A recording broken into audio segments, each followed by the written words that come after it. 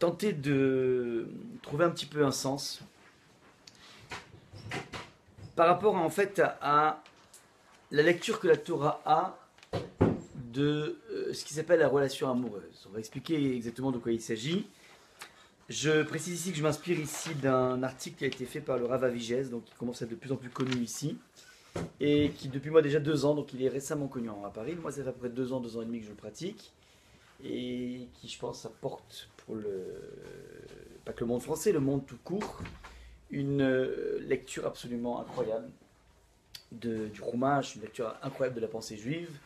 Donc c'est devenu depuis quelque temps une source d'inspiration assez majeure.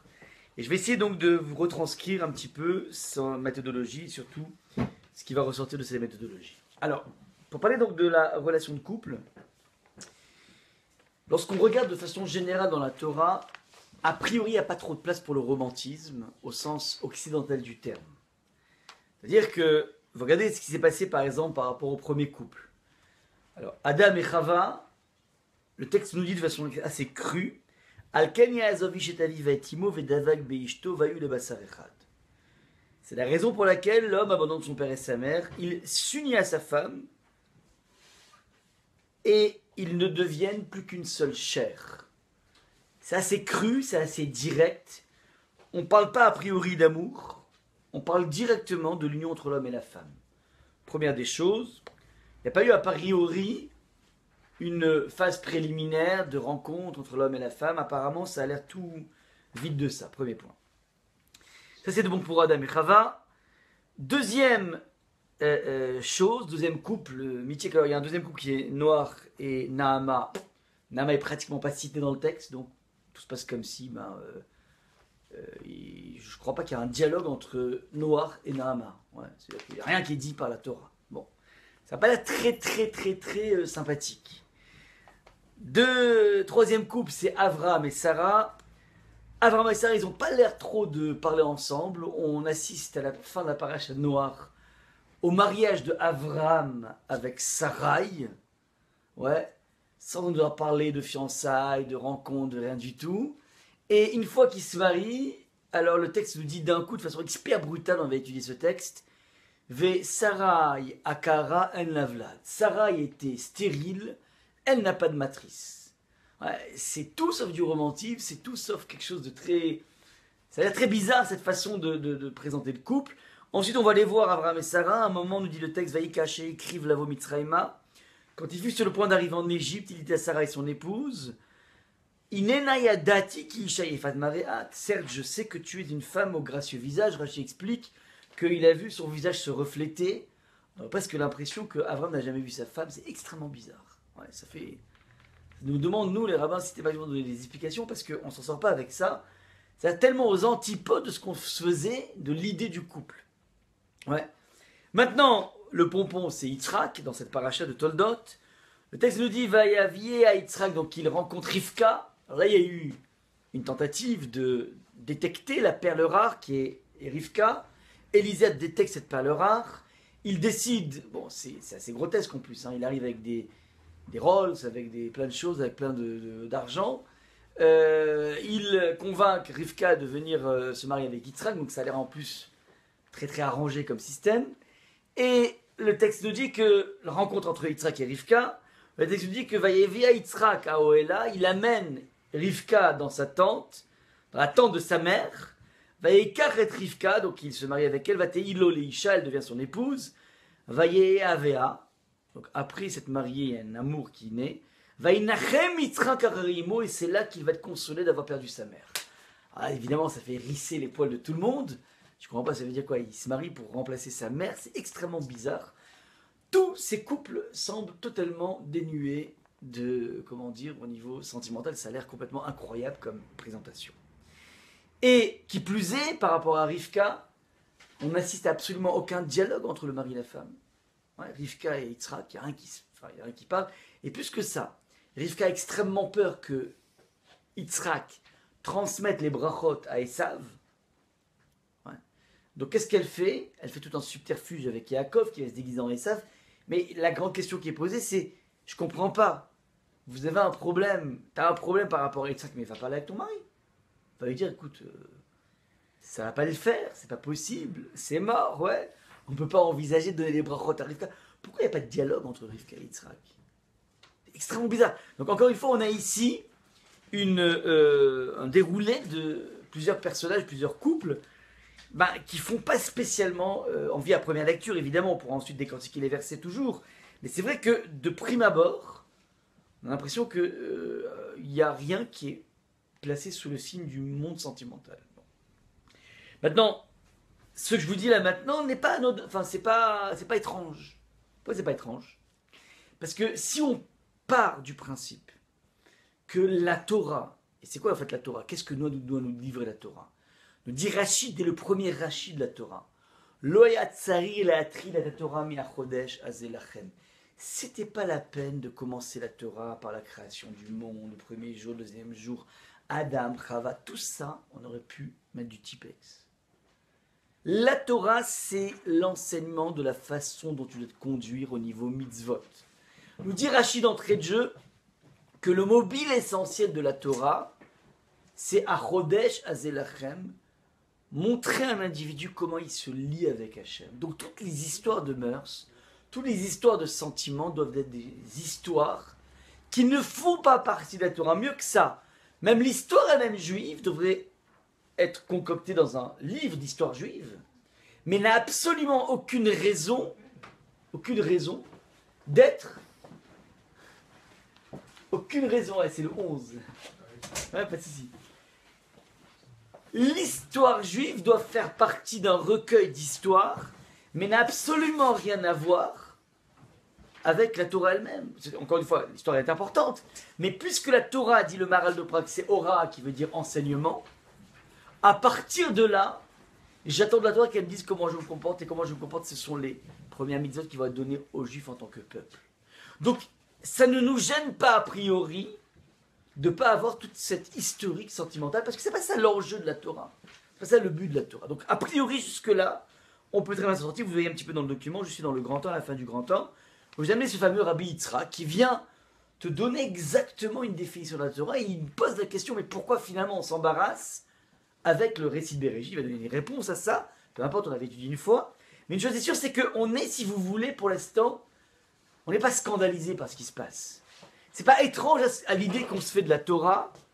La Torah, a priori, c'est un enseignement de la façon dont on doit se connecter avec Hachem au niveau mitzvot. Donc, encore une fois, l'absence de la dimension sentimentale, pour l'instant, ne gêne pas. Là où ça va être bizarre, c'est que dès qu'on ouvre l'histoire de Yaakov et de Rachel et de Léa, d'un coup, on aurait dit que la Torah est en train de se rendre quitte de tout ce qu'elle aurait envie de parler au niveau sentimental. On va lire ensemble les versets et vous allez voir à quel point il y a une focalisation très forte sur les sentiments humains. Mais ça jure par rapport à tous les autres couples. Jusqu'à présent, on avait compris qu'apparemment, c'est pas ça qui intéresse la Torah. Ouais.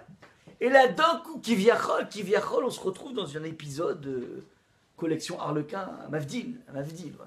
C'est extrêmement bizarre. Donc le texte nous dit la chose suivante. Or, Lavan avait 2 filles. Le nom de l'aînée était Léa. Celui de la cadette était Rachel. Léa avait les yeux faibles. Rachel était belle de taille et belle de visage. C'est mal traduit, hein. Les deux étaient superbes. Les deux étaient très très belles. Juste l'une était un peu plus déprimée que l'autre. L'une était optimiste, l'autre était plutôt pessimiste. Donc elle avait les yeux un petit peu pleureurs. Mais sinon, les deux étaient extrêmement belles. Yaakov avait conçu de l'amour pour Rachel, donc il est tout simplement tombé amoureux. Donc on parle déjà d'un homme qui tombe amoureux d'une femme. Et je ne sais pas pourquoi ils font des périphrases, avait conçu. Yaakov, il a aimé, il est tombé. Ouais. Amoureux dès les premiers regards. C'est comme ça que ça se passe, ouais. Donc il est tombé amoureux, il avait conçu de l'amour pour Rachel. Bon, je ne sais pas pourquoi il biaise comme ça le rabbinat. Il dit, je vais bosser pour toi 7 ans, ta plus jeune fille. Donc il va voir le père, il dit que moi je suis prêt à cracher 7 ans de ma vie pour avoir Rachel. Lavan répondit, donc là on est vraiment dans un feuilleton de je sais pas quoi, je sais pas moi, des vraies histoires d'amour qu'on voit dans tous les films, quoi, c'est un truc de fou. Donc Lavan répondit, j'aime mieux te la donner que de la donner à un autre époux. Donc le père extrêmement romantique, ouais. Tu sais quoi, bon, veut toi que quelqu'un d'autre, demeure avec moi. Il dit ok, c'est bon, tu peux rester ici. Yaakov servit pour obtenir Rachel 7 années, et elles furent à ses yeux comme quelques jours tant il aimait. Donc on a vraiment la love story incroyable, le bonhomme. On va voir qu'il va bosser comme un chien, ouais, comme un chien. Mais il dit que 7 jours, cette année, comme quelques jours. Tellement il est épris d'amour. C'est la vraie love story. Yaakov dit à Lavan, donne-moi ma femme, car mon temps est accompli, et je veux m'unir à elle. C'est cru, c'est net, c'est clair, sans bavure. Lavan réunit tous les habitants du lieu et donna un festin, donc ils vont faire le vrai mariage. Donc on te parle de festin, j'imagine qu'il y avait des photographes, il y avait l'orchestre, il y avait les fleurs, il y avait tout, quoi. C'est le vrai festin, le vrai mariage. Ouais, prends exemple, Ariel. Ouais, prends inspiration. Hein. Je rappelle qu'Ariel est rata. Donc, Mais le sang venu, ouais, donc vous connaissez la ruse du beau-père. Qu'est-ce qu'il file? Il lui refile Léa à la place de Rachel. Maintenant, ça se passe la nuit, donc il n'y a pas de lumière. Donc il y voit un petit peu que du feu. Ouais, et il se trouve avec Léa, qui est de toutes les façons Léa, la sœur jumelle de Rachel. Donc à part qu'elle a les yeux un peu pleureux, mais ça ne se voit pas trop quand la lumière est éteinte, à la nuit. Donc le beau-père fait un coup de Trafalgar incroyable. Il va planter l'affaire. Mais le sang venu, donc il prit Léa, sa fille, et lui amena, et Jacob s'unit à elle. Donc lui, il évoque du feu. Évidemment, le mec, il était malin. Il s'était mis d'accord avec Rachel pour ne pas être, comment dire, dans ce stratagème. Et il avait même, on verra, comment dire, eu une sorte de code avec sa femme Rachel, enfin la future femme Rachel. Mais Rachel, elle a planté Yaakov, puisque c'est elle-même qui a transmis tous les secrets. Donc en deux mots, on a ici une intrigue assez incroyable. Ouais. Lavan donc il prit donc Léa sa fille et lui amena et Jacob s'unit à elle. Lavan avait aussi donné Zilpa son esclave à Léa sa fille comme esclave, donc le voilà parti dans le mariage. Sauf que le lendemain, il se trouva que c'était Léa. Donc il découvre que c'est Léa, il était persuadé qu'il était avec Rachel. Et pourquoi persuadé? Parce qu'en fait c'est le même timbre de voix, c'est la même tête a priori, c'est le même code. Donc lui il était persuadé il a passé sa nuit avec Rachel. D'un coup au lendemain matin il se rend compte que c'est Léa et il dit à Lavan: que m'as-tu fait là? N'est-ce pas pour Rachel que j'ai servi chez toi?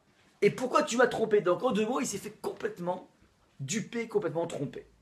À ce moment-là, réponse de Lavan: ce n'est pas l'usage dans notre pays de marier la cadette avant l'aîné.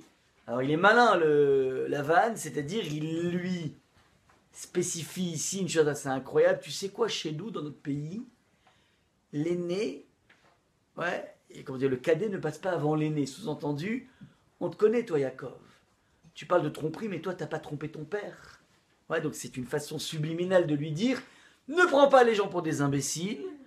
Dans notre pays, on laisse jamais passer le cadet avant l'aîné. Toi, tu sais que tu as fait ça avec ton frère, tu l'as planté, tu as trompé ton père. Ouais, donc en deux mots, qui est le trompeur plus que toi? Toi ou moi? Ouais, moi, j'ai fait une chose normale. C'est normal de donner l'aîné d'abord à l'enfant. À ce moment-là, donc, il est bouche bée, Jacob, il ne sait pas quoi faire. Il lui dit: achève la semaine de celle-ci, et nous le donnerons également, et nous te donnerons également celle-là. En échange, tu sais ce que tu feras encore chez moi pendant 7 autres années. Donc il lui dit: tu sais quoi? Tu récines pour 7 ans et tu pourras enfin avoir Rachel. Alors attention, il lui propose tout de suite. Il propose d'avoir dès la semaine. Donc il passe une semaine de chez Abrachot avec Léa. Et juste après la semaine, boum, débarque la sœur de Léa, Rachel. Mais il lui a fait à crédit. Ça veut dire à condition que tu payes pendant 7 ans. Ouais, donc c'est un paiement à crédit, des expressions. Ainsi fit Jacob. Il acheva la semaine de la première. Puis Lavan lui accorda Rachel, sa fille, pour épouse. Donc le voilà au bout d'une semaine, marié avec une femme qu'il voulait et une femme qu'il ne voulait pas. Ouais, ça c'est ce qui se passe. Lavan donna à Rachel sa fille Bila, son esclave, pour qu'elle devint la sienne. Donc il se retrouve maintenant avec 2 femmes et 2 servantes. Ça c'est ce qui se passe au niveau de Yaakov. Yaakov s'unit, faites attention, pareillement à Rachel et persista à aimer. Alors, ne traduisez pas persista, c'est n'importe quoi. Et il aima aussi Rachel, comment dire, Miléa, plus que Léa. Donc, il aima Rachel plus que Léa. Vayavod imo ot sheva shanim acherot. Et il bossa pour payer, comment dire, le crédit qu'il avait fait, si vous voulez, encore cette année de travail. Le texte nous dit: Vayar Hachem, plus tard, qui s'énoua Léa. Hachem a vu que Léa était dédaignée, était haïe, littéralement. Vaïftar et Rachma, il lui a ouvert sa matrice. mon texte est mauvais. Verachel Akara. Verachel Akara. Et Rachel était stérile. C'est bon, non, ça va, j'ai plus besoin maintenant. Voilà. Ça, ce sont donc les versets qui sont marqués ici. Et comme je l'ai dit en introduction, ça jure par rapport à tous les couples. Les couples, on n'a jamais parlé de sentiments, on n'a jamais parlé d'amour, ni chez Adam, ni chez Abraham, ni chez Yitzhak. Et d'un coup, on se retrouve avec Yaakov, et ça, c'est carrément la véritable intrigue, on dirait presque un épisode à Mavdil de Santa Barbara, ouais, avec plusieurs personnages, des intrigues, du prix, des réponses par rapport au du prix. C'est incroyable ce qui se passe ici. Il faut évidemment comprendre pourquoi d'un coup la Torah jure avec ce qu'elle avait mis en place au préalable. Jusque-là donc, c'est ce qu'on a sous les yeux. Vous passez donc maintenant, une fois qu'on a pris toutes les informations, vous passez au document numéro 2, donc au verso de votre document, et on va maintenant se focaliser sur cette fameuse haine que Léa ressent. En tout cas, le texte ne dit pas qu'elle le ressent, mais en tout cas que Hachem a vu la haine de Léa. Première des choses que l'on peut dire, c'est que cette haine, elle est motivée par quoi? Pourquoi Yaakov haïrait Léa? Parce que il s'est fait duper par elle. Ouais. Le Midrash va dans ce sens en disant, étant donné que Léa a feinté Yaakov, alors Yaakov éprouve de la haine à l'égard de Léa. Cette Midrash pose deux problèmes. Plus que deux problèmes, même trois problèmes. Le premier problème, c'est que lorsqu'on analyse bien les versets, vous retournez votre document, on se rend compte que il a eu donc une union pendant la nuit avec Léa, qu'il croyait être Rachel. D'un coup, le lendemain, il se trouve que c'est Léa. À ce moment-là, le beau-père lui dit, écoute, c'est comme ça que ça se passe. D'abord l'aîné, ensuite la cadette. C'est pas comme toi. À ce moment-là, dit le texte, Vayavo Gam El Rachel. Verset numéro 30, je l'ai marqué en gris. Il est allé aussi avec Rachel. Donc, la première étape, c'est que d'une certaine façon, Yaakov commence par aimer Rachel comme Léa. On ne parle pas d'haine encore. Deuxième étape, Vayav Gam et Rachel mi Léa. Il aime aussi Rachel plus que Léa. Mais on ne te dit pas qu'il a haï Léa. Ouais. Donc, au début, on pourrait dire que la référence de l'amour, c'était Léa, sa première femme. Même femme par accident. Rachel est aimée comme Léa au début. Deuxième partie du verset, il va aimer Rachel plus que Léa. Il va travailler pour elle. Et enfin, verset numéro 31, il va arriver à un stade de haine de Léa. C'est de la haine de Léa. Ça veut dire qu'il y a apparemment un principe de crescendo. Au début, il a pu aimer Léa, peut-être même plus que Rachel. Ensuite, Rachel équidistante avec Léa. Et puis ensuite, Rachel dépasse Léa. Ensuite, Léa est haïe par Yaakov.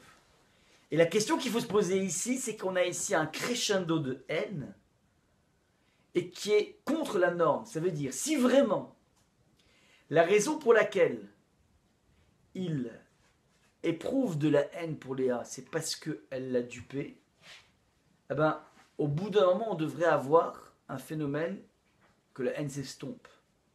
On ne reste pas éternellement sur, entre guillemets, un sale coup. C'est-à-dire que sur le moment, c'est insupportable, on se sent totalement, dupé, c'est insupportable, et puis, au fur et à mesure du temps, eh ben, le temps fait son effet. Donc on devrait avoir exactement l'inverse, un phénomène de haine qui va en décrescendo. Mais là, ce qui est incroyable, c'est que le verset semble nous dire que la haine de Léa, eh ben, elle ne s'estompe pas.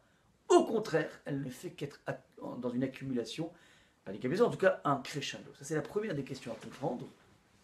Ça va. Il n'y a pas de raison pour laquelle la haine devrait décroître, c'est la situation dans laquelle, l'élément initial qui a causé cette situation-là. Ok, c'était juste un seul élément, mais la situation qui en a résulté, non seulement elle est encore là, mais elle perdure et les conséquences elles peuvent être de plus en plus importantes. Alors, c'est une raison pour laquelle la haine devrait être moins importante. Bah, ok. Pourquoi? Parce que, je te réponds, parce qu'en fait, il y a eu un accident qui est... Elle a fait exprès, ok, mais elle était un petit peu forcée par son père. était contrainte quand même. Il y a une certaine forme de contrainte. C'est vrai qu'il y a quelque chose. Ok. Il y a, de la part de Léa, évidemment, comment dire, un jeu qu'elle a joué. C'est vrai que c'est insupportable. Mais au bout du compte, ouais, comment dire, donc c'est peut-être pour ça qu'il a haï. Mais normalement, on aurait pu imaginer qu'il finisse par s'accoutumer avec elle. Mais il voulait être marié avec une seule personne, Rachel. Ils se retrouvent mariés avec. On n'a jamais dit qu'il voulait être marié avec deux personnes, avec une seule personne. Ça, on n'a jamais dit ça. Il décide de trouver amoureux de cette vie où les femmes épousaient 4 personnes. Alors, ouais, il se retrouve, en tout cas, il se retrouve avec 4, mais attends, regarde. Les 4 qu'il va avoir, c'est pas lié. Ouais, les tribus d'Israël descendent de 4 femmes. Les 4 viennent de Yaakov. Les 4 qu'il a eus, c'est pas quelque chose de forcé. Maintenant, j'ai oublié un stade aussi de la haine. Le stade ultime, c'est le moment où justement Rachel meurt. Au lieu de se rabattre sur Léa, il va se rabattre sur la servante de Rachel. Donc il va pousser le bouchon de façon incroyable, très fort. Il y a rien, et c'est ça qui va provoquer Réhouven, qui va Toveret Elbono chez Laïma, qui va, comment dire, réclamer le kavod de sa maman. Il dit, je comprends pas, mais maintenant que Rachel n'est plus là, il n'y a aucune raison de laisser une présence à une servante. Maintenant tu viens vers Léa. Bref, il y a quelque chose qui est quand même complètement incroyable dans ce mécanisme d'une haine qui n'arrive pas, comment dire, à s'estomper. Et pourquoi je dis que c'est un problème, Sarah? Parce que n'oublie pas une chose, c'est que la majeure partie du peuple juif descend de cette relation entre un homme et une femme qui ne s'aiment pas. En tout cas, un homme qui n'aime pas sa femme, en tout cas. Il faut bien comprendre que Léa va être celle qui va porter la majeure partie du clan d'Israël. Nous descendons tous ici, ouais, non pas de Rachel, enfin a priori la mineure partie, on descend tous, a priori en la plus grande partie, tous descendent de Léa. Ouais. Léa, elle a 7 enfants, Dina, et 6 garçons.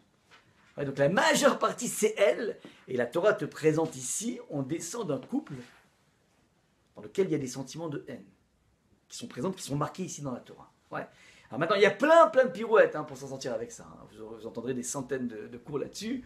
Ouais, tout le monde essaie de s'en sortir. Mais ce qui m'intéresse, c'est que Rav Végès a eu l'honnêteté de prendre les versets dans leur côté cru, tels qu'ils sont marqués, sans faire des pirouettes pour essayer de s'en sortir. Ouais. Donc là, pour l'instant, ce que je vois ici, c'est qu'il y a un phénomène de haine. Maintenant, c'est vrai, tu vas voir un petit peu plus la démarche, c'est que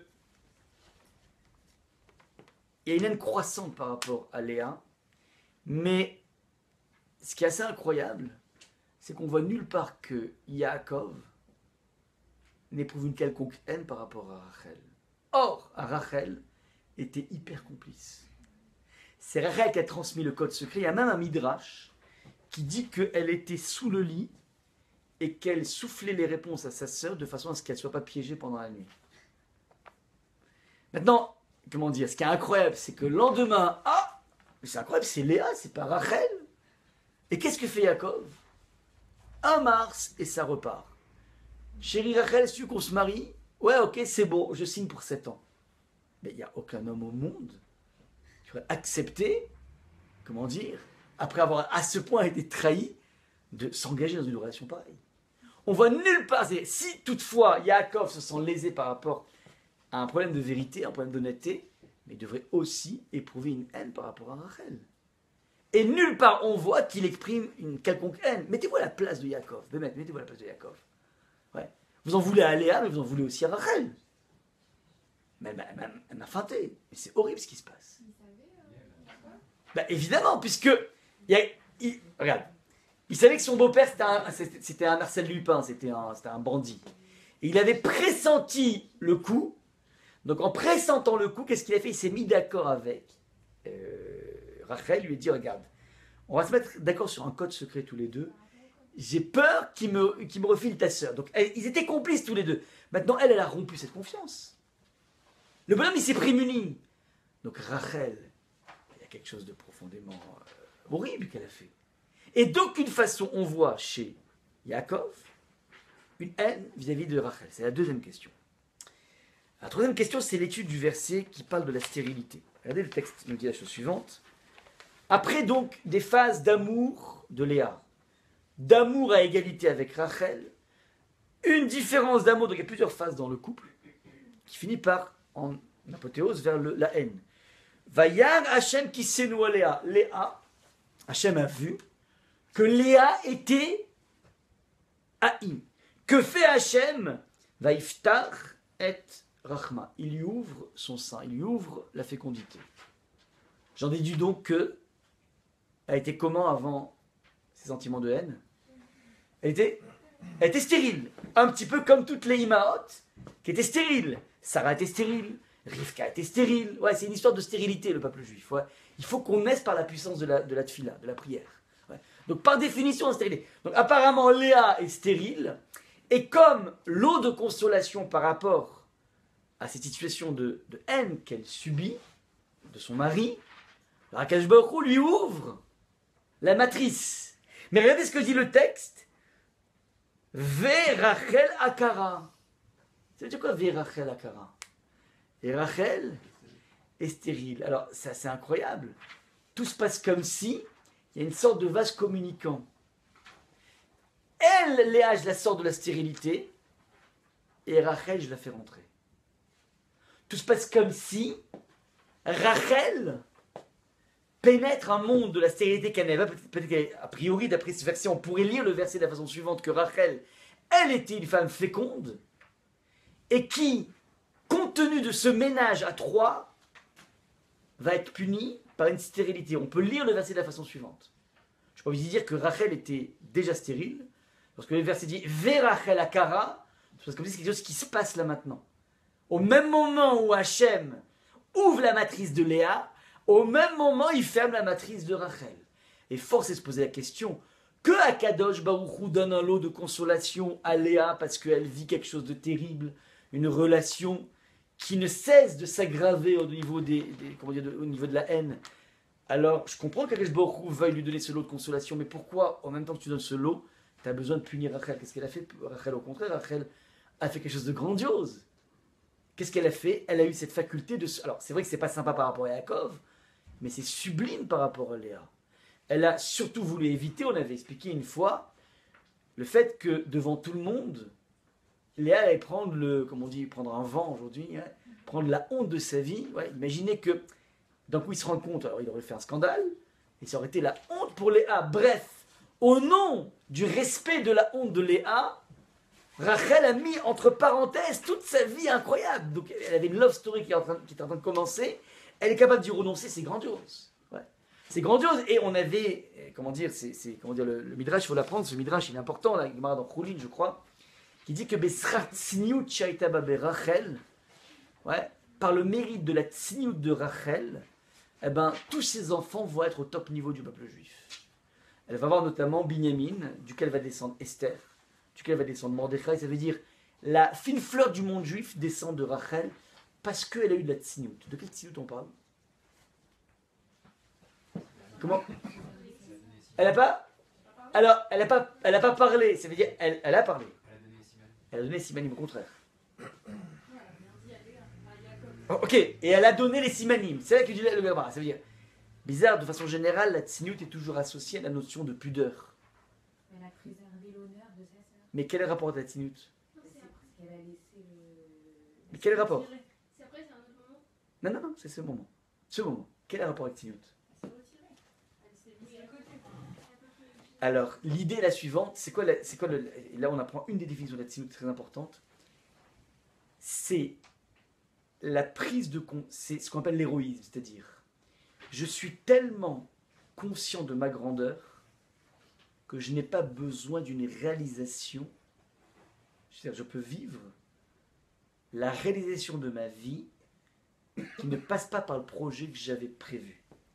C'est l'héroïsme de Rachel. Rachel est capable de vivre bien cet événement parce que elle a suffisamment de confiance en elle pour se dire ce que je fais est bien et ceci me nourrit suffisamment. C'est une conscience de sa grandeur, fondamentalement la tzniut. C'est parce que je suis conscient de ma grandeur que je n'ai pas besoin de rentrer dans cette histoire que j'avais dessinée. Ça, c'est la tzniut de Rachel. Donc je dis par là que Rachel est tout simplement grandiose. Pourquoi dans cet acte, elle devrait subir une stérilité? Hachem aurait pu très bien incorporer dans le monde de la fécondité Léa et laisser Rachel aussi féconde. On voit qu'elle va être totalement stérile jusqu'au 4e enfant de Léa. C'est à partir de ce moment-là où Rachel va prier de façon très forte avec Yaakov. Bref, en allant voir son père, écoute, soit tu pries pour moi, soit je meurs. Ouais. Et finalement, un enfant va naître. Donc, ça, c'est ce qui se passe ici, les questions qu'on pose, c'est pourquoi ce ménage à 3 est soldé par une fécondité chez Léa, ça on comprend, et une stérilité chez Rachel. Ouais. Dernière question.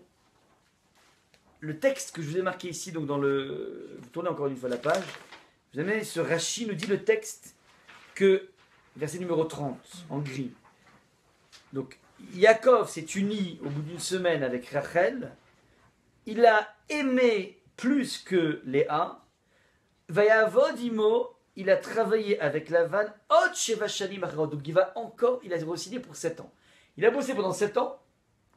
Il va re-signer pendant 7 ans. Et nous dit le texte, c'est quoi Od, encore 7 jours, cette année. Od semblable aux premières, c'est-à-dire, dit Rashi, de même que Yaakov avait servi fidèlement pendant les premières années, de même a-t-il servi fidèlement les autres années, bien que Lavan l'eût trompé la première fois. Ça veut dire, les premières 7 ans, il se dit, waouh, au bout du compte, j'ai quelque chose qui m'attend, je suis hyper excité, j'aurai ce que j'aurai. Il arrive au bout de 7 ans, finalement, le lot de consolation, il n'a pas. Il se trouve avec Léa, il n'a pas de Rachel. Maintenant, on peut imaginer que les 7 années d'après, il va les faire à la dégoûter. Il s'est fait duper normalement. Comment auraient dû se passer les choses? Il bosse que 7 ans dans sa vie, il a Rachel, et puis c'est bon, love story. Ils partent à Honolulu, je sais rien, ouais. Mais là, d'un coup, le bonhomme, il se retrouve avec une femme qu'il ne voulait pas, et il doit encore poireauter pendant 7 ans pour payer la femme qu'il a. Bref, c'est compliqué. Donc on aurait pu très bien imaginer à sa place, on aurait été profondément, de main molle. On aurait fait les choses à la dégoûter, ouais. Et regardez le texte qui nous raconte un petit peu le récit de ces 20 ans que Yaakov, donc finalement il va passer 14 ans plus 6 ans, 20 ans. 20 ans de travaux forcés chez le beau-père. Et le texte nous dit la chose suivante, verset numéro 38, ces 20 ans que j'ai été chez toi, tes brebis, ni tes chèvres n'ont avorté, et les béliers de ton troupeau, je n'en ai point mangé. Ça veut dire, j'ai été hyper scrupuleux et hyper honnête. La bête mise en pièces lorsqu'une bête était déchiquetée par un loup, je ne l'ai point rapporté, c'est moi qui en souffrais le dommage, donc s'il y avait un dégât qui ne le concerne pas, c'est moi qui payais, tu me la faisais payer, qu'elle eût été prise le jour, qu'elle eût été ravie la nuit, ça veut dire, si elle est prise le jour, je suis gardien, donc c'est ma responsabilité, mais si c'est la nuit, c'est pas de ma faute. Malgré ça, toi et la veille, tu m'as fait payer. Donc il est venu payer des choses dont il n'était pas responsable. J'étais le jour en proie au hâle et au frima de la nuit, en 2 mots, ça veut dire à la chaleur ou bien à la fraîcheur de la nuit, et le sommeil fuyait de mes yeux. Il a bossé comme un chien. Zéli Esrim Shana, j'ai passé ainsi 20 ans dans ta maison, je t'ai servi 14 ans pour tes 2 filles, et 6 ans pour ton menu bétail, et tu as changé 10 fois mon salaire. Vous savez qu'est-ce qu'il faisait Lavan? Et il disait, bon, écoutez, on s'est mis d'accord sur un montant mensuel, mais mensuel, pas juif, parce que le mois juif, il a 29 jours et demi. Le mois non juif, 31 jours. Bah, on gagne déjà 2 jours pour le même montant, ouais. Et donc, il jouait sur tous les paramètres. Ouais, 10 fois, il lui a changé les... Ah non, mais c'est ça que je voulais dire. Bref, il s'est fait rouler de A à Z pendant 20 ans. Ça, c'est ce qui s'est passé chez Yaakov. Maintenant, la grande question est la suivante. Il y a un principe dans le Talmud qui s'appelle Avid Inish Dina Lenafshe. Lorsque dans la vie, tu as été lésé par un bandit, tu as le droit au niveau financier de te faire justice. Ça veut dire, si par exemple, le bandit a réussi à t'extorquer de l'argent sans témoin, et que tu sais pertinemment que la personne t'a volé, tu sais béduquer la personne, mais tu sais que tu passes le truc au tribunal, ça ne marchera pas, tu as le droit, d'après la halakha, d'aller te servir toi-même. La question qui est posée ici, puisqu'il s'est fait rouler 100 fois, Yaakov, pourquoi il n'a pas piqué dans le sac? Pourquoi il n'a pas piqué dans le bétail? Il aurait pu très bien piquer dans le bétail. Puisque de point de vue halachique, on a le droit de se faire justice. Vous entendez? Donc la grande question qu'on pose sur Yaakov ici, donc c'est plus l'histoire sentimentale, c'est une question de vie. Tu te fais léser par un vrai mafioso qui a laissé aucune trace. Ouais. Donc il ne te reste plus que toi avec le bon Dieu. et la personne t'a roulé, bah, ta seule solution, c'est d'aller piquer chez lui. Et c'est permis d'après la halakha. Pourquoi? Parce que fondamentalement, c'est un bandit qui est suffisamment malin pour ne pas se faire choper. Malin plus malin, ben moi aussi je vais être malin. La question qui est posée ici, c'est pourquoi Yaakov s'est mis dans une position de pigeon? Pourquoi il se fait pigeonner, il reste dans cette possibilité? On peut éviter d'être un pigeon dans la vie, c'est possible. C'est possible. Ouais, c'est possible. Shambaïd, c'est le beau-père. Comment? Shambaïd, c'est son beau-père. Oui, mais rapidement, il va partir après. Non, c'est-à-dire, après, quand il va voir qu'il y aura un danger par rapport à ses enfants, il va partir. Qui plus est, il a eu une telle fécondité au niveau du bétail que ça ne serait pas vu. Une vache de plus ou de moins, ça ne se voit pas. C'est lui qui gérait tout. Il n'y avait pas un cadastre de la part de Lavan. Donc, en fait, se faire justice, c'est sans que la personne s'en rende compte. Ou bien, il s'en rendra compte après. Ça veut dire, comment dire, il avait une possibilité de récupérer son dû, ouais, de façon propre, sans que personne ne se sache. Et d'après la halakha. Peut-être que c'est difficile aussi d'évaluer ce qui est vraiment lui, pas lui, enfin ce qu'il a laissé. Alors ok, alors un petit peu, on voit qu'il n'a pas touché. Il n'a pas touché. Il a endossé des frais qu'il n'était pas censé endosser. Ah, c'est vraiment le pigeon par excellence, quoi. C'est vraiment le... Bon. Ce sont les questions. On va maintenant attraper, si vous voulez, les éléments de résolution. Ouais, donc on a plusieurs questions ici. On a des questions d'abord, pourquoi d'un coup la Torah, qui était tellement avare de sentiments au niveau des relations de couple d'un coup, elle se donne à cœur joie avec Rachel, Léa et Yaakov, avec des amours infinis, avec des haines puissantes, qui se prolongent, qui se perdurent. Ça, c'est donc le premier élément de question. Deuxième question, on s'est posé la question, pourquoi, comment dire, si Yaakov, de façon juste, éprouve une haine par rapport à Léa, pourquoi, ce ne sont pas, deuxième chose, pourquoi il n'éprouve pas la même haine au moins par rapport à Rachel? Ouais, il est suffisamment aveugle pour entamer une vie avec une fille qu'il a clairement trompée. Il n'y a aucun bonhomme aujourd'hui qui aurait accepté de faire un truc pareil. Je vous garantis, il n'y a aucun célibataire aujourd'hui qui une fille qui pareil, je ne comprends pas. Ouais. Qu'est-ce qui se passe chez Yaakov qu'il n'éprouve absolument aucune haine par rapport à Rachel? Troisième chose, ouais, je vous ai dit que le sommet de la haine, c'est que lorsque Rachel meurt, au lieu d'aller voir Léa, il va voir la servante de Rachel. On voit la servante de Rachel qu'il n'a jamais aimée, jamais marqué du pas qu'il a aimé. Il est en train de vraiment marquer son territoire en disant je veux pas Léa. Donc là, c'est vraiment un truc incroyable qui se passe avec Yaakov. Ça, c'est donc les premières questions. L'avant-dernière question, c'était au niveau de la fécondité. Apparemment, Léa est graciée d'une fécondité, mais Rachel est punie d'une stérilité. Et ça, on comprend pourquoi. Et enfin, dernier élément, qu'est-ce qui se passe chez Yaakov? Pourquoi Yaakov est tellement attaché à ne pas se servir d'après la halakha? Je ne parle pas de vol, je parle de la halakha. La halakha te permet, à vie tu peux te faire justice toi-même. Pas au niveau vendetta, hein. C'est pas au niveau, de tuer la personne. Tu n'as pas le droit de faire ça. Mais tu peux faire justice au niveau financier, aucun souci. Ouais, aucun souci par rapport à ça. Alors, l'élément de réponse est le suivant. Vous vous rappelez dans la Haggadah, on parle de Lavan. Et on dit la chose suivante. Arami Oved Avi. Il y a un araméen qui voulait détruire notre père, le patriarche. Et la Haggadah commente en disant Bikesh, que Lavan il a été Bikesh, la Akor et Akol. Lavan, il a désiré tout déraciner. Akira en hébreu, ça veut dire quand tu prends un arbre, tu le déracines, il n'y a plus rien. Et le commentateur pose la question, il dit en quoi il a voulu tout déraciner? C'était juste un opportuniste qui avait 2 filles à caser, ouais, et il a vu un bon pigeon qui se présentait, qui était un mec super, qui était un tzaddik, qui plus est était bourré d'argent parce que partout où il mettait sa main, ça réussissait. Oh, c'est pas un bonhomme qui voulait tuer Yaakov. C'est un opportuniste qui voulait caser ses filles. Pourquoi tu appelles ça Bikesh, la Akor et Akol? L'idée est la suivante, et c'est l'idée charnière, c'est que on sait que Yaakov, son trait majeur de caractère, son combat de la vie, c'est la vérité. La vie de Yaakov, c'est le monde de la vérité, le monde de l'honnêteté. Et Lavan s'est dit, je vais le pousser à bout, Yaakov, pendant 20 ans, à lui faire des coups pendables un après l'autre, pour obliger Yaakov,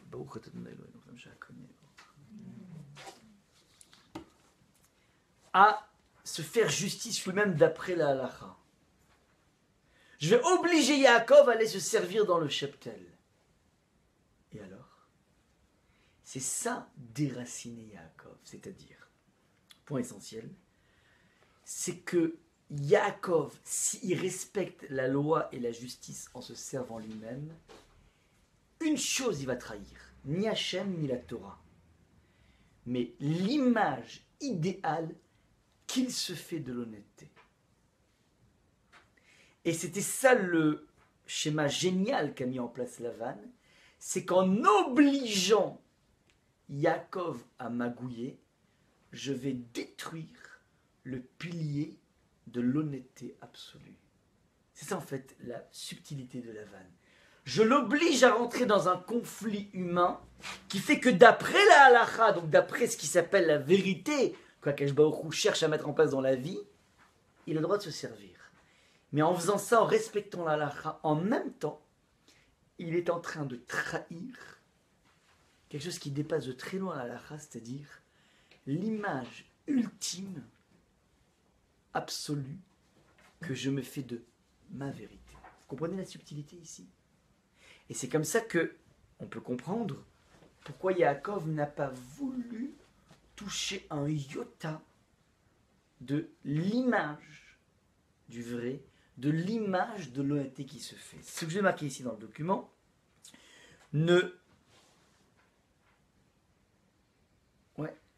pas trahir ses idéaux pour continuer à pouvoir se regarder dans un miroir.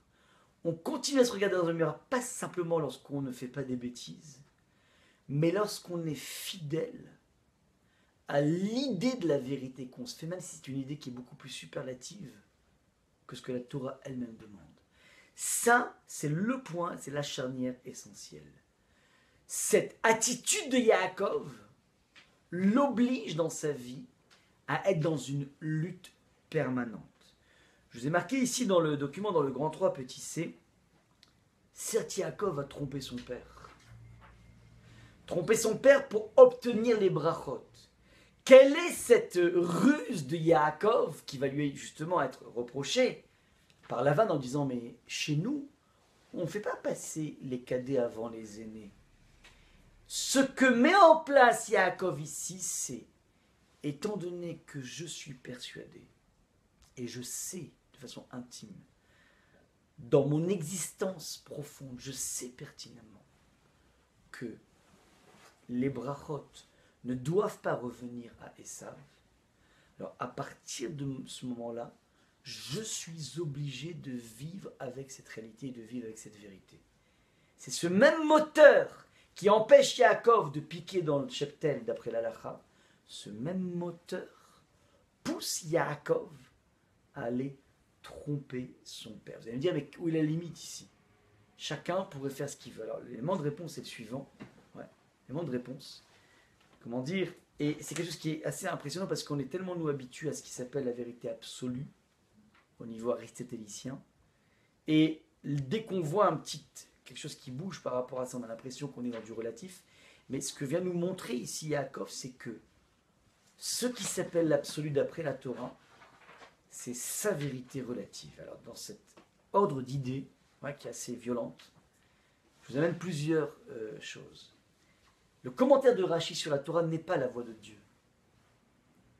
C'est ce que dans son ultime honnêteté, Rashi a compris de la Torah. Le Moreh Nevuchim, le Rambam, écrit dans son introduction que il a parlé, il a écrit ce qu'il a écrit pour tous les gens qui sont moins intelligents que lui. C'est-à-dire que c'est sa vérité, le Rambam. Le Raphaël Ozer Grodzinski, c'était un maître du début du 20e, fin 19e, début du 20e, on l'appelait la bibliothèque de Lituanie, c'était un génie. C'est une personne qui était capable, tellement géniale, pas simplement qu'il écrivait avec deux mains, Rabbi Chaim Ozer Grodzinski. Il était capable d'écrire deux responsables, donc ce sont deux responsables. C'est que les responsables? Tu vois toi, mais comment on dit en français, les responsables? Des questions-réponses. Des fois, il y a des questions qui sont posées au niveau halachique. Il faut donner une réponse, il y a une question-réponse. Il était capable avec ses deux mains d'écrire deux réponse dans deux domaines totalement différents. Ouais, on te pose deux questions et il t'écrit. C'est un cerveau complètement incroyable. À l'âge de 20 ans, il était Dayan de Lituanie. Je ne sais pas si vous imaginez Dayan à l'âge de 20 ans en Lituanie. Un jour, c'était une tête tellement grande, un jour, il tenait un carnet chez lui de tous les prêts de toute la communauté de Vilna. Donc Réhouven a emprunté à Shimon tant et tant, il a remboursé à tel moment. Blablabla. C'est-à-dire, imaginez un petit peu le nombre d'échanges qu'il y a entre les feuilles, ouais, puisqu'il ne pouvait pas aller dans les banques. Donc c'était non-stop, ouais, les frais. Un jour, il a perdu le carnet, il a retrouvé deux têtes. Il est capable de tout. Ouais, c'est un vrai génie. Lui, il fait une remarque incroyable. Il dit qu'à l'époque des Rishonim, comment dire, les gens étaient tellement forts qu'on ne pouvait pas prouver une halakha. Parce que lorsque tu avais une preuve, tu avais une personne en face de toi qui t'amène 150 preuves de l'inverse. Alors comment on tranche la halakha? La halakha a été tranchée, faites attention, par rapport à la personne la plus honnête et la plus authentique. On écoutait le rabbin le plus honnête et le plus authentique. C'est lui, c'est chez lui que se trouve la halakha forcément.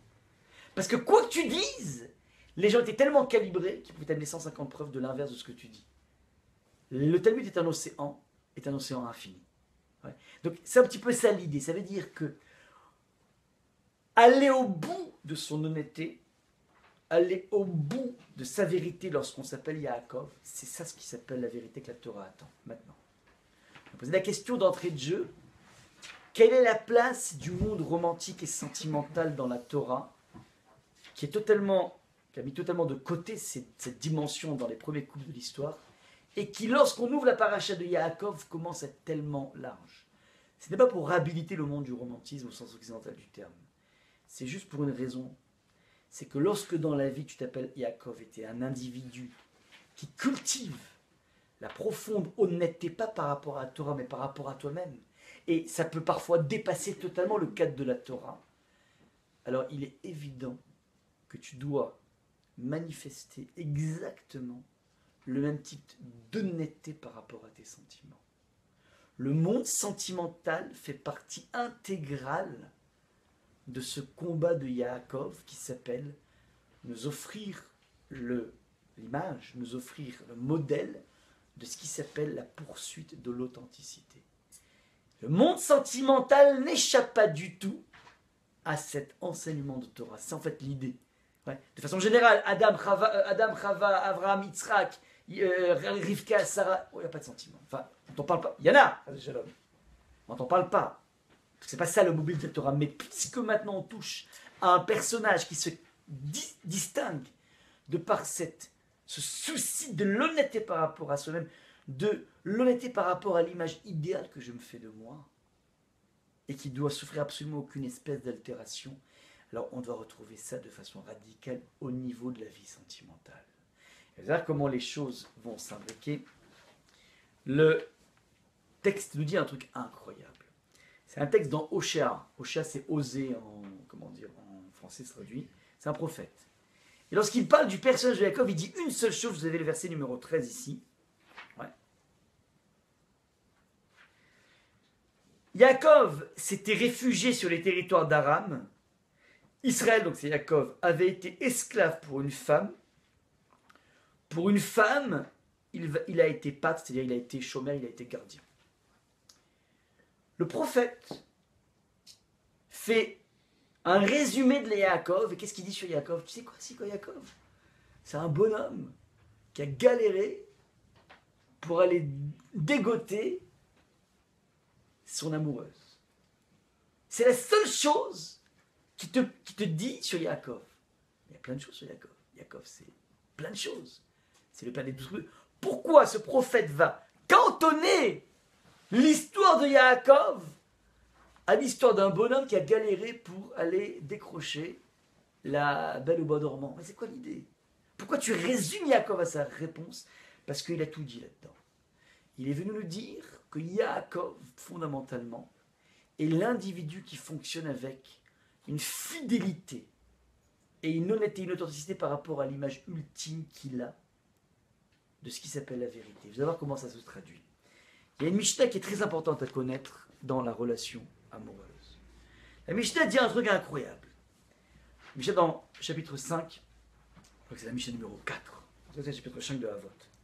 Kol ahava shitlu badavar batel davar betel ahava. Tout amour conditionnel, ça veut dire par exemple, ouais, un truc hyper classique. Ce qui m'intéresse chez lui, c'est sa situation. Ouais, ça peut exister. Les gens qui se marient pour la situation. Ouais. Les People Magazine sont remplis que de ça. Ouais. Donc, la situation tombe, et puis l'amour. Finita la comédia, c'est fini. Ouais. Le truc classique. Je me suis marié pour sa beauté, la beauté s'est fanée, c'est fini. Ouais. Le truc hyper classique. Donc, tout amour qui est conditionné par un élément, l'élément s'en va, ciao. Maintenant, mais si c'est un amour qui n'est pas lié à un élément, elle sera éternelle.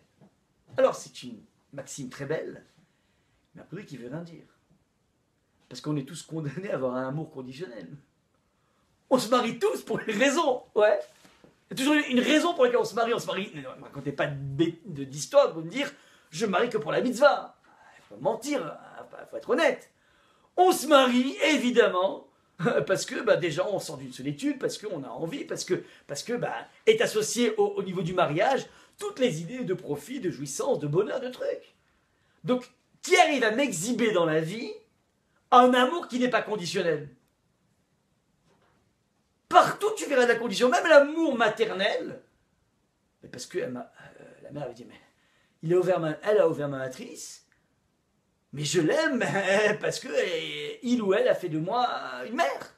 Et parce que j'ai un besoin de donner. J'ai un besoin de donner. Une femme, elle a un besoin de donner. Elle déborde. Elle déborde, ouais. Donc ça veut dire que j'aimerais bien trouver où se trouve l'amour inconditionnel, qui sera éternel. Tout n'est que conditionnel. Alors, il faut lire la Mishnah de la façon suivante.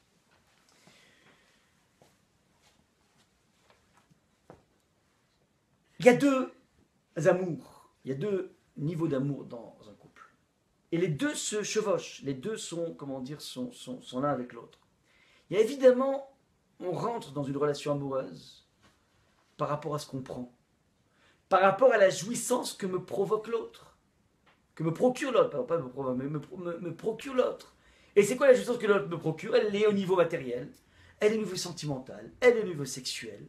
Il y a plusieurs phases, il y a plusieurs niveaux de la relation à l'autre. Et d'une certaine façon, on en avait parlé la semaine dernière, ouais. D'une certaine façon, ouais, j'aime le fait d'être aimé. Et ça, c'est inéluctable. Et ça, c'est la partie, ce qu'on appelle la partie conditionnelle. Parce qu'elle est assez narcissique. Il y a une deuxième dimension, et qui est la dimension la plus noble, la plus extraordinaire, c'est que grâce à notre relation, tu me permets de projeter mon être dans un moi plus grand. C'est-à-dire, la relation que je tisse avec toi me permet d'idéaliser le regard que je pose sur moi. C'est-à-dire, tu dévoiles chez moi un potentiel connu ou inconnu, conscient ou inconscient, qui fait que je me fais moi une image de moi beaucoup plus grande. C'est encore toujours tourné vers moi, mais de façon beaucoup plus noble. Grâce à toi, je sens que je suis en train de déployer des niveaux de noblesse que j'aurais jamais eu sans toi.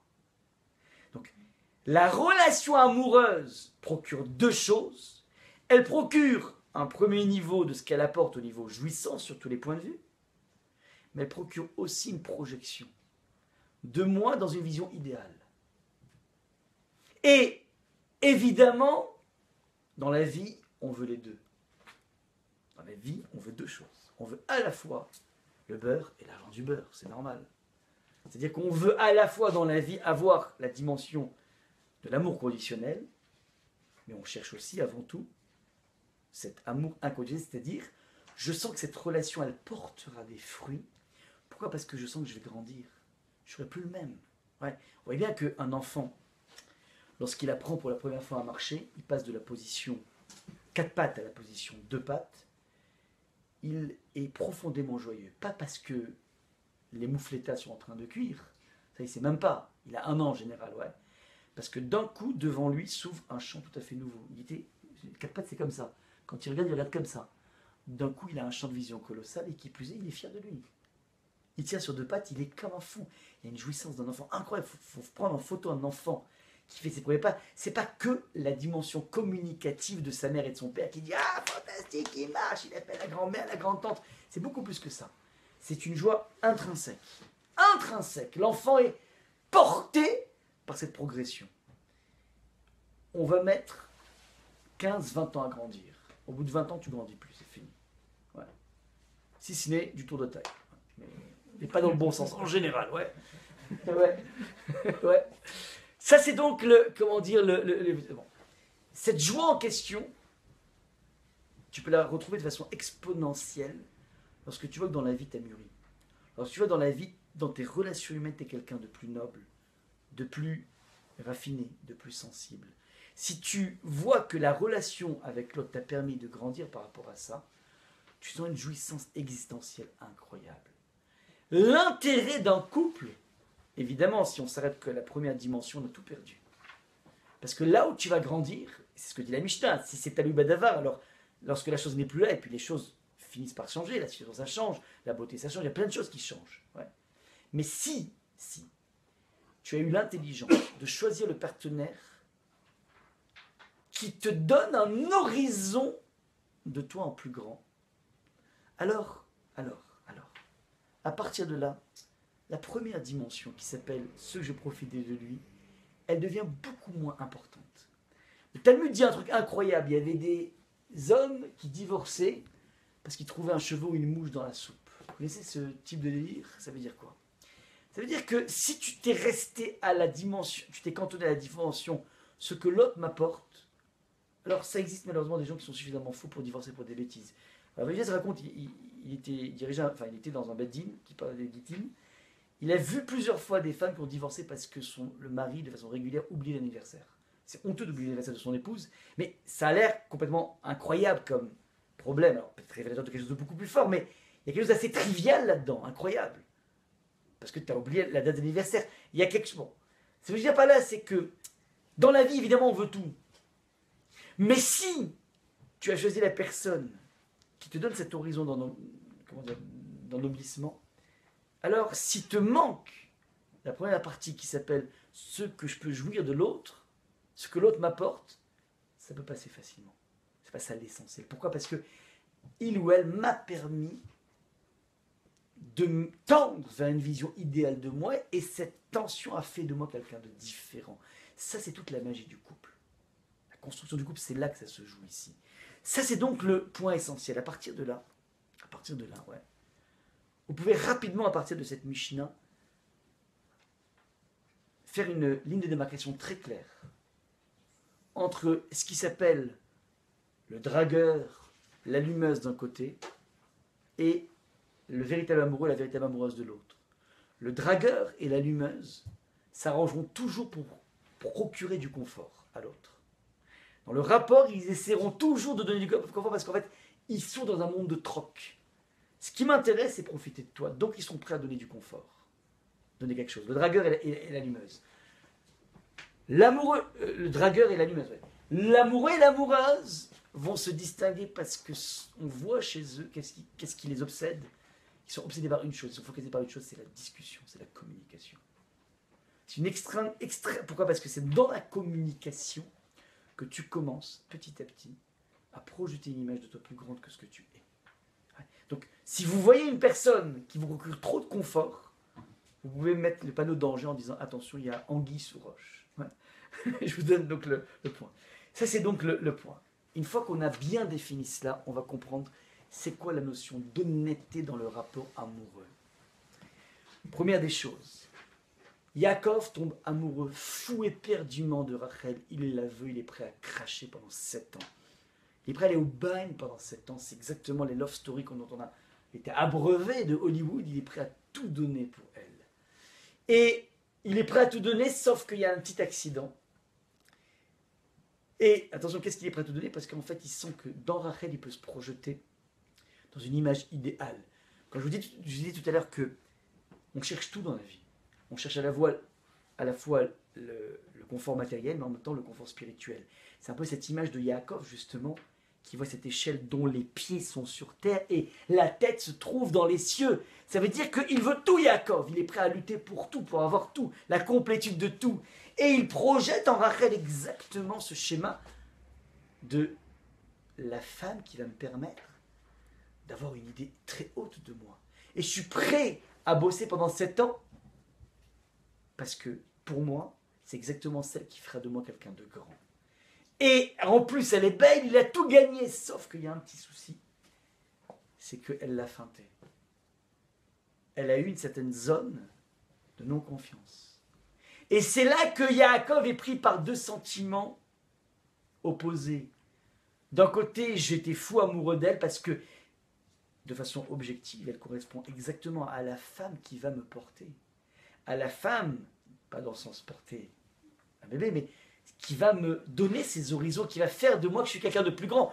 Elle va faire de moi le Yaakov qui va passer à Israël, je sens que c'est elle. Mais il y a un petit problème, c'est qu'elle est malhonnête. Elle m'a trompé. Il y a quelque chose un petit peu de garce là-dedans. Maintenant, ce sont 2 sentiments qui se culbutent. Et c'est là qu'intervient l'honnêteté par rapport aux sentiments amoureux. Est-ce que Yaakov, t'es prêt à comprendre que Rachel n'est pas forcément la femme idéale, mais c'est la femme de l'idéal. C'est une nuance. C'est celle qui te procurera l'idéal maintenant. Sois capable de fermer les yeux par rapport à ce côté trompeur. Ça, c'est ce qui se passe dans la relation à Yaakov. Yaakov ne haït pas Rachel parce qu'il l'aime éperdument, pas parce qu'il est fou amoureux, parce qu'il est honnête avec ses sentiments. Et c'est quoi être honnête avec ses sentiments? C'est la faculté d'aller jusqu'au bout. Le même Yaakov qui ne se sert pas dans le cheptel, le même Yaakov va jusqu'au bout dans l'amour par rapport à Rachel. Regardez comment c'est incroyable. Yaakov est donc honnête par rapport à Rachel. Je vous ai dit que Rachel est celle qui lui donne une perspective, d'ailleurs c'est extraordinaire. Elle a un enfant, elle ne va pas avoir beaucoup d'enfants, elle va avoir 2 enfants à peine. Elle s'appelle Rachel, elle n'a pas cette fertilité de Léa, c'est une bracha d'Hachem. Elle va avoir un enfant, et comment elle l'appelle? Premier enfant Yosef. C'est quoi Yosef? Comment? Tu vas me rajouter. Elle a un, on lui donne le doigt, elle prend le bras, ouais, comme on dit. Ça veut dire, à peine elle a Yosef, elle envisage Binyamin. Elle est la femme du futur. Et c'est ça qui fait craquer Yaakov. Yaakov, il voit en elle un futur permanent, pas proche, permanent. Et donc il dit, mais c'est extraordinaire, je me projette avec elle. Et comme il a cet impératif de projection, alors par rapport à 2 sentiments qui se culbutent et qui s'opposent, mais d'un côté elle me dégoûte, avec ce côté profondément trompeur, c'est pas grave, j'avance avec elle. Ça c'est ce qui se passe au niveau de Yaakov. Rachel. Rachel, on pose la question, mais comment tu te permets de tromper? Yaakov t'a mis un accord. Réponse. L'estime de mon mari passe derrière l'honnêteté vis-à-vis d'un scénario qui est impossible pour moi de voir, la honte de ma sœur. J'ai à la base un attachement à ma sœur qui dépasse l'impératif d'estime de mon mari. Faites attention, on est dans des schémas extrêmement subtils où la vie c'est pas rose, où la vie c'est pas et j'ai le beurre et l'argent du beurre et la fille de la crémière, c'est pas comme ça. On est exactement, la Torah nous place une paracha dans laquelle il faut que tu fasses un choix, mon ami. Tu peux pas tout avoir. Tu peux avoir à la fois Rachel qui te projette dans l'avenir, qui te donne ce futur tellement proche et qui en même temps est une femme d'une honnêteté scrupuleuse. Tu peux pas avoir les deux. Pas possible. En tout cas, il faudra bien que tu fasses un choix. Tu aurais bien aimé l'avoir mais tu l'auras pas et c'est ça en fait, c'est une gestion de lorsque j'ai pas tous les deux. J'ai pas tout. Comment je gère ça? Donc Yaakov, il s'arrange avec Rachel. Rachel, elle s'arrange avec Yaakov. L'estime que j'ai de mon mari, au fond de moi, est moins important. L'estime que je dois avoir de mon mari est moins important que la fidélité que je dois avoir avec ma sœur. Et donc elle tranche dans le vif entre son, comment dire, la honte que pourrait avoir sa sœur. Parce que c'est pas que la fidélité par rapport à ça, c'est la honte que pourrait avoir sa sœur et par rapport à l'estime de son mari. Seulement, il y a un souci. Il y a un souci. C'est que elle aime sa sœur, elle aime son mari, mais elle choisit d'aimer plus sa sœur. Mais le problème de Rachel, c'est qu'elle n'est pas allée jusqu'au bout dans son honnêteté.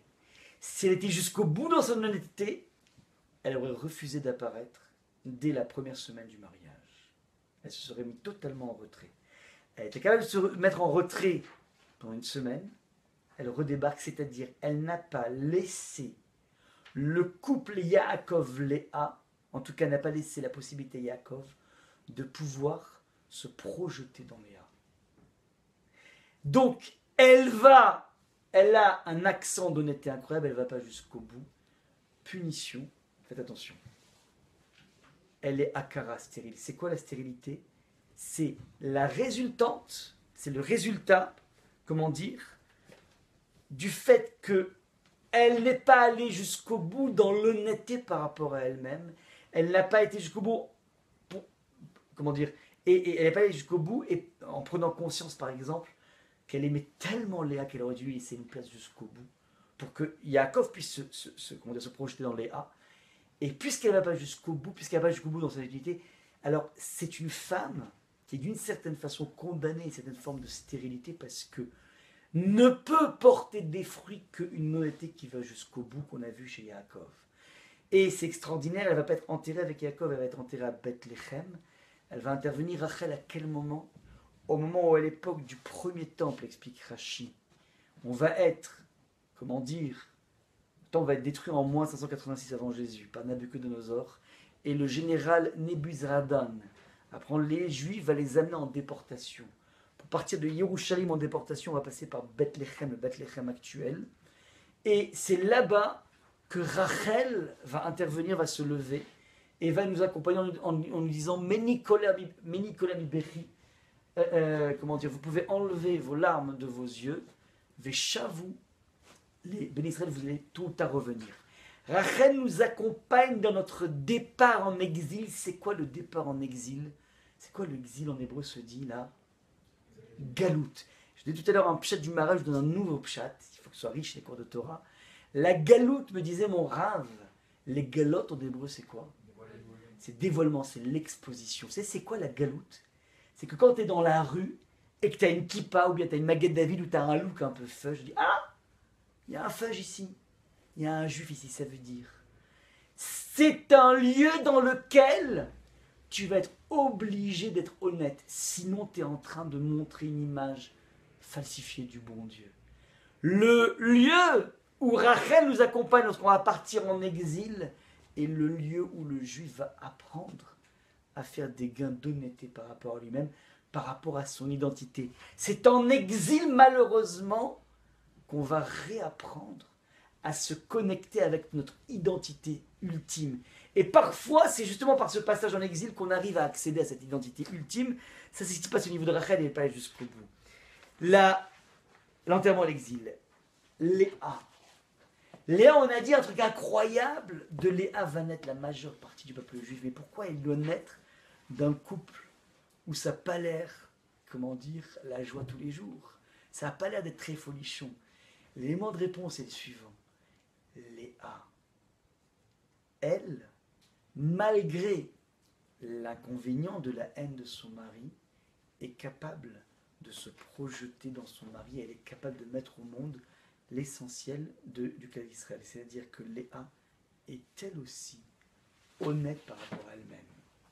La vie ne doit pas être spécialement facile. Elle exprime à chaque naissance cette idée du dédain, cette idée du mépris. Raouven, Ra Hachem, Béoni, Hachem a vu ma détresse. Shimon, Hachem a écouté ma détresse. Lévi, maintenant mon mari va m'accompagner. Donc finalement, la partie charnelle du mariage, elle a l'air profondément bidon. Kol Ahavat, Badavar, ça a l'air extrêmement bidon. Et pourtant, Léa reste dans ce mariage de façon incroyable, presque une sérénité incroyable, parce qu'elle est aussi honnête par rapport à ses sentiments. On a dit, il y a toujours deux sentiments. Il faut que tu sois suffisamment lucide pour voir quel est le sentiment majeur qui doit occuper mon esprit. Ça, c'est exactement ce qui se passe au niveau de Léa. Bilan des courses. Et le Rambam dit, parfois, il y a des vérités qui sont dures à entendre, mais à chaque fois qu'une vérité est dure à entendre, sachez qu'elle accouche toujours de quelque chose d'incroyable. C'est extrêmement dur d'entendre que Yaakov n'avait pas de sentiments suffisamment forts, et au contraire des sentiments négatifs par rapport à Léa. C'est quelque chose qui est presque inaudible, et à chaque fois qu'on arrive à cette paracha, on a du mal. Grâce à Rav Avigés, j'ai ouvert une nouvelle paracha aujourd'hui, j'ai compris quelque chose, que fondamentalement, on voit autre chose dans cette paracha. On voit finalement qu'il existe deux personnages profondément honnêtes par rapport à eux-mêmes, c'est-à-dire le couple de Yaakov et de Léa, c'est la réunion de deux honnêtetés par rapport à ce qui s'appelle la vision haute de la vie. Et c'est la raison, et c'est ça qui a accouché de l'Israël. Vous comprenez ce qu'on dit ici? Les deux sont la réunion de deux personnes qui ne s'aiment pas, mais qui pourtant ont une faculté chacun de se projeter dans une image idéale l'un de l'autre. C'est ça que donne Léa que Léa va finir par accorder à Yaakov et que Yaakov va accorder en même temps à Léa. Ça, c'est la réunion incroyable des personnages les plus honnêtes possibles, entre guillemets, par opposition à Rachel, qui, elle, de par cette absence de concrétisation jusqu'au bout, cette honnêteté, va d'une certaine façon condamner à une certaine forme de stérilité qui va s'ouvrir ensuite, qui va, comment dire, et c'est intéressant, le texte de la Torah va nous parler aussi d'une haine de Rachel vis-à-vis de Léa, mais Rashi traduit, c'est magnifique ce texte, elle était mécana, elle avait une haine, mais maasé, measim tovim. Elle est venue jalouser le comportement optimal de Léa. C'est pas une jalousie au sens, comment dire, Santa Barbara, c'est une jalousie qui s'appelle, si elle a une telle fertilité, c'est qu'elle est plus grande que moi. Il faut voir ce Rashi qui est incroyable, donc il n'y a absolument aucune espèce de jalousie négative. C'est une jalousie qui est porteuse, qui s'appelle, moi aussi je vais devenir grande. Du regard qu'elle portera sur là, elle va elle aussi mettre en place une bonification qui va lui permettre elle aussi d'avoir des enfants, évidemment.